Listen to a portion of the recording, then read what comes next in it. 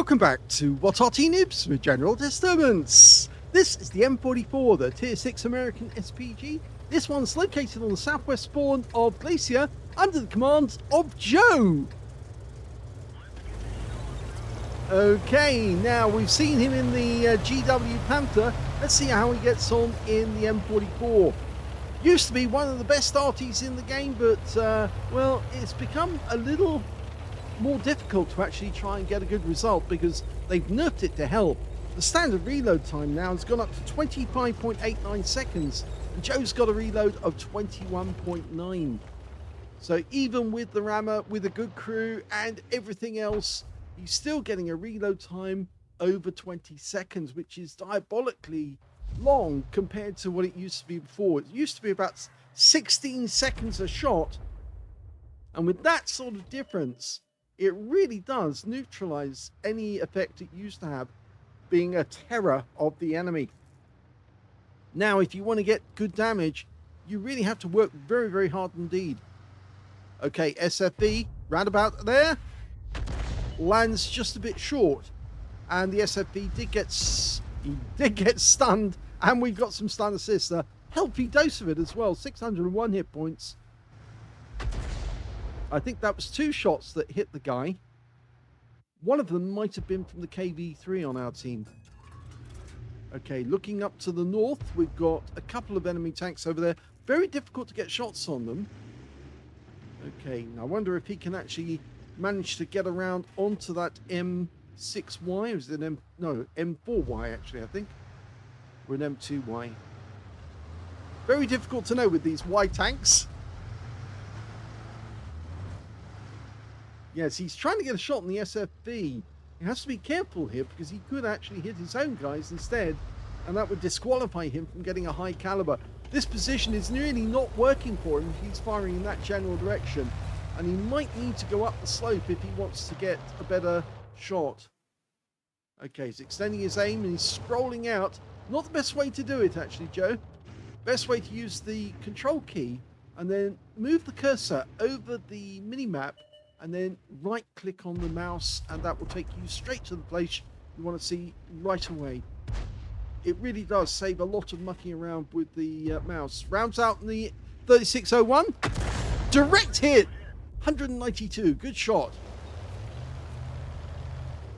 Now they did new to the alpha as well. 500 hit points now. Used to be 550. Now it's 500. 39 millimeters of pen with a 6.7 meter burst radius. So it's not only had its reload time destroyed, it's also the amount of damage it does. Okay, he's managed to find a solution on the VK3002. Dialing in, let it settle, rounds out. Oh, well, it went behind, but it still stunned him, and we might get some stun assist. He's back to get his solution. See it again. Now, he might be able to get the shell over that rock, but it's going to be a difficult shot. Very difficult indeed. In fact, he looked like the guy was going to go down the slope, but he didn't. So missed out on that occasion. In fact, the VK is now one shot. So even if he lands the shell near him, he'll probably expire.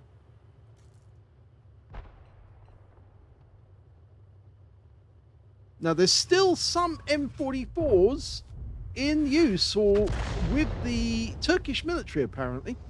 They were upgraded and they're held in reserve now because they're not their frontline artillery. But we believe they're still actually being held in stock by the Turks. And so it would be quite interesting if the Turks ever did come to selling them. I think there's a lot of people who would kind of like to get hold of one of them.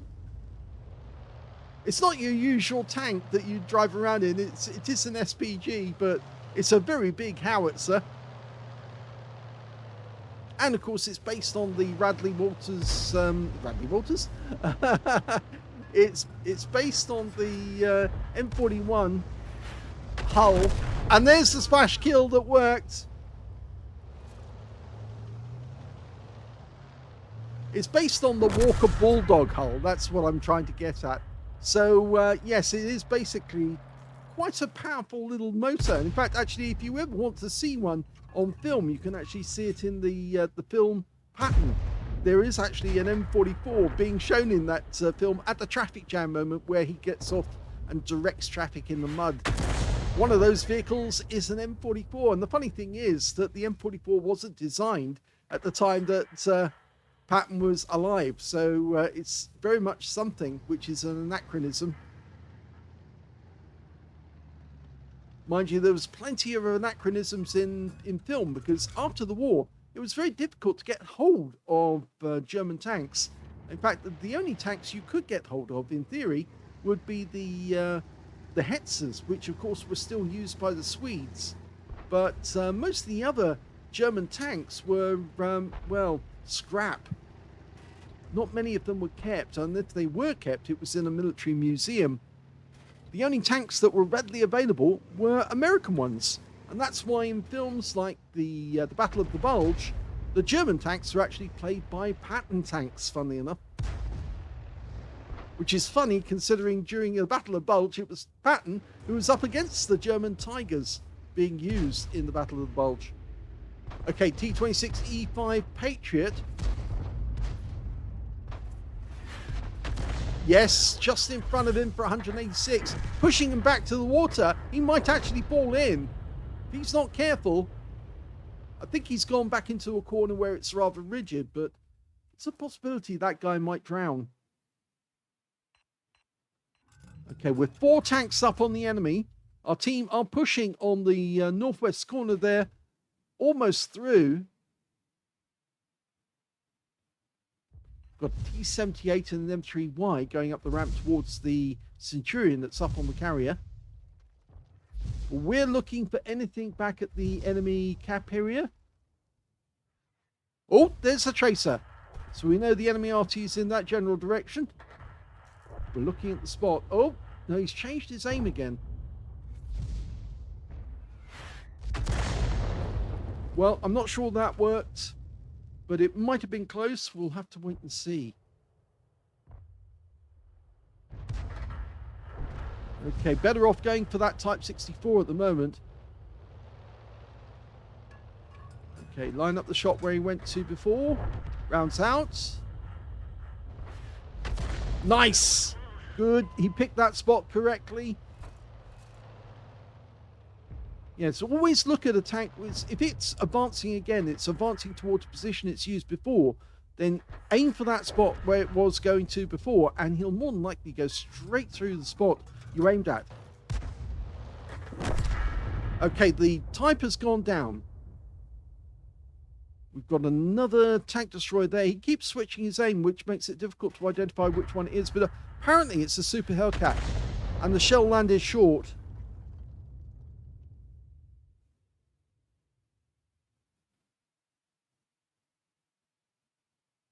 One of the problems we do have with the mods is that when you switch between different views, Battle Assistant and Overhead, it can reset the range of which the view is actually looking at the vehicle. So you'd be looking at it really up close, and then you switch view and go back to it again, and it's then looking at it really far away. It's really difficult to actually control the picture to make it look good. Super Hellcat's making a run for the tree line. Line up the shots. Looks good. Go for it. Rounds out and very close, but the Super Hellcat managed to get to the camp in time. There's 5 enemies left. As far as we know, there's 2 tank destroyers further down in the south, 2 up near the cap area, and of course they're Arty. The Arty in this case is a Hummel.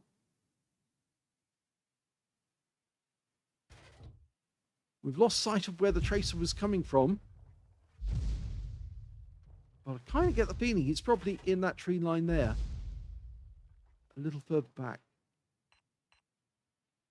We're marking the ground where we're aiming or looking.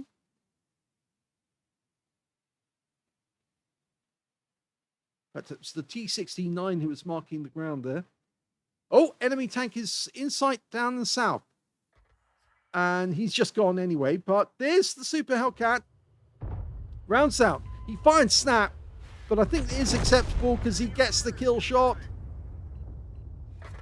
It didn't need to be that accurate with that shot, simply because the Super Hellcat didn't have much in the way of health left. Okay, we know where the Forest Spirit is, and we think we know where the box tank is. Rounds out. A little short. Again, switching the views. Okay.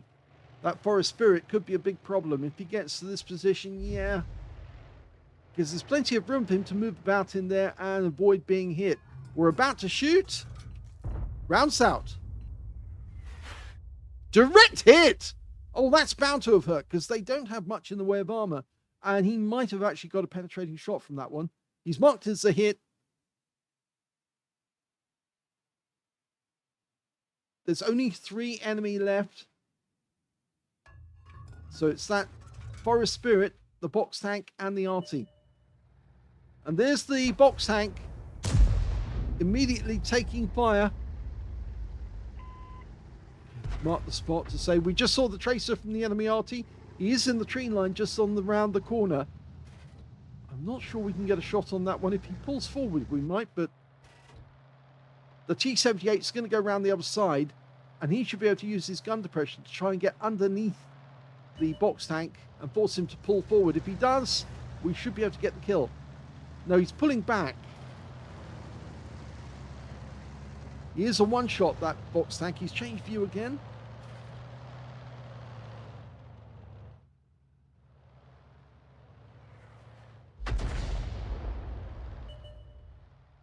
Okay, the Hummel's been spotted. And he's just been majorly hit. And the T-69 takes him out with his autoloader.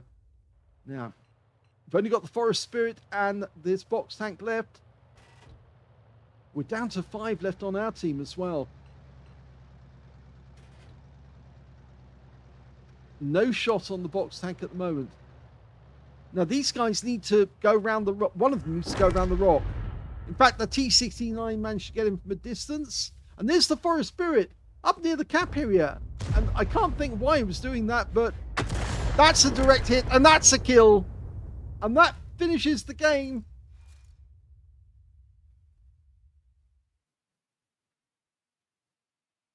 Well, that was an ace tanker game for Joe in the M44. He did very, very well, actually, and got 2 nice kills towards the end of the game. Both got the VK with a splash hit and the Super Hellcat, again, with another splash hit nearby.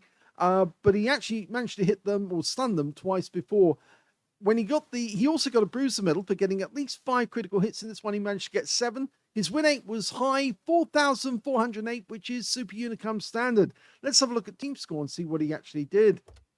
Well, he didn't get the highest damage in this one, but he did do very well. He came in 3rd place because the T-69 managed 3,623 hit points. He got the high caliber because that was 20% of the enemy hit pool. 2nd highest damage went to the enemy box tank with 2,244, and the 3rd highest damage went to Joe with 2,012. When it came to kills, it was the T-69 did the best. 5 kills, 1 short of getting a Top Gun, and 1/3 of the enemy team. And 3 kills went to the M3Y on his own team, and 2 kills went to Joe, the M4A3E2 Shure Jumbo, and also to the box tank and the Hummel on the enemy team. And when it came to base XP, it's the T-69 came out on top, 1,275 base. That's the only player over 1,000. With Joe getting 2nd place with 966. So he got 2nd place on XP, 3rd place on damage, and 3rd place on number of kills as well. So 966 with 3rd place on XP, going to the T-43 on his team with 844. He fired 18 rounds, got 4 direct hits on the enemy, 2 penetrating shots as well. Now, let's have a quick look and see which ones did he penetrate in this game. Well, it wasn't the VK, but it was the Super Hellcat. He penetrated him at least once. That may have been the last shot that he fired in. And I think he penetrated, yes, he did penetrate the Forest Spirit. That direct hits, it's a blind shot because he fired at the spot where the Forest Spirit was sitting. 771 hit points of damage overall done to the Forest Spirit. So he did hit him twice because he's got 2 stuns there. So he might have actually done some damage on the previous shot. But certainly he probably got a very nice roll on his second hit. And he didn't kill him outright, but he certainly did a fair amount of damage. Yes, we saw the second hit because he hit him just before the T69 finished him off. He was out in the open, and I can't understand why that Forest Spirit did that, because it was a bit of a daft thing to do, sit out there in the open, especially when you know there's an enemy medium just in the tree line, only a short distance away. But anyway, that's the way it went in the end. Let's have a look at the detail again. 2012 hit points, all of it at more than 300 meters. He damaged 6 of the enemy, killed 2, so missed out on getting a Confederate. But he did get 702 hit points, a stun assist of 12 stuns. And what does that tell you? Well, it tells you that the standard for getting a ace tanker on the M44 has dropped tremendously. Now, I'm not disparaging Joe's game here. I'm just saying that in order to get an ace tanker on some of the other Arties, you have to get well over 1,000 damage, as we did in the previous game where we showed an SU8. And he only got a first class tanker. But in this game, 702 stun assist is enough to get you an ace, alongside 2,012 hit points of damage, so 3,000 overall. And that got him an ace tanker. So it kind of says that the M44 has been so badly neutered by wargaming that very few people are now playing it. And as a result, the standards for getting an ace tanker are a lot lower. So if you want to get an ace tanker, hint, hint, yes, you need to play the M44. Okay, well, he managed to get a profit of 33,767 credits, and he got 1,449 experience points as well. So at least he came out positive, and of course got another ace tanker to add to his total. If you enjoyed that replay, please give this video a like, do subscribe to our channel, leave a little comment down below because it feeds the algorithm, and thank you for watching.